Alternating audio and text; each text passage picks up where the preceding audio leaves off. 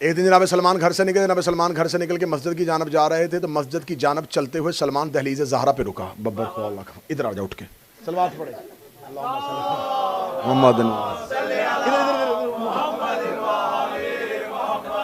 میرا سارا دھیان تیری طرف چلے جاتا ہے کہ پتہ نہیں اب تو پھر بند کرنے لگا.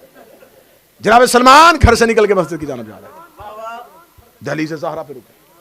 دہلیز زہرا پہ رکے تو سلمان نے دیکھا کہ مسجد میں اذان کی آواز ہے اور گھر کے اندر سے زہرا کی چکی چلانے کی آواز آ رہی ہے. ہائے ہائے ہائے ہائے، سیدہ کی چکی چلانے کی آواز آئی. سلمان نے دہلیز پہ دستک دی، اندر سے سیدہ بولی. سلمان کیا چاہتا ہے؟ شہزادی اگر آپ نماز پڑھے تو چکی میں چلاؤں؟ کہاں جا کے دنیا کو سلمان سمجھاؤں؟ سیدہ نے چکی چھوڑی اور سلمان کو بلا لیا. شہزادی حجرے میں چلی گئی اور سلمان نے چکی چلانی شروع کر دی. سلمان چکی چلاتا گیا، نماز ہو گئی،